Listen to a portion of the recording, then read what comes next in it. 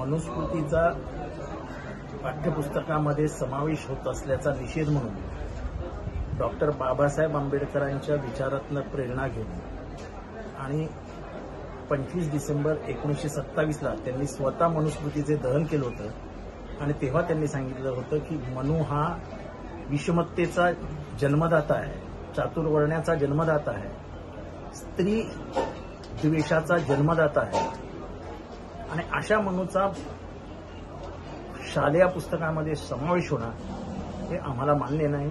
मान्य नसेल आम्ही त्याच्याविरुद्ध आंदोलन करायचं ठरवलं आणि केलं.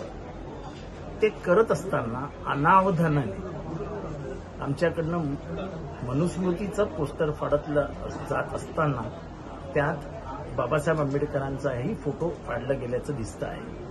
ही आमची अक्षम्य चुकी आहे. त्यामुळे मी ह्या झालेल्या घटनेबद्दल, कार्यकर्त्यांकडनं झालेल्या ह्याच्याबद्दल महाराष्ट्रातील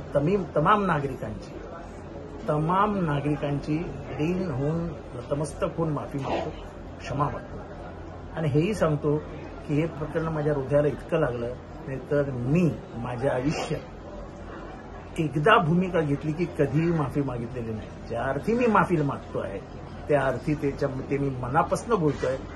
कृपया महाराष्ट्रातल्या जनतेने मला माफ करा.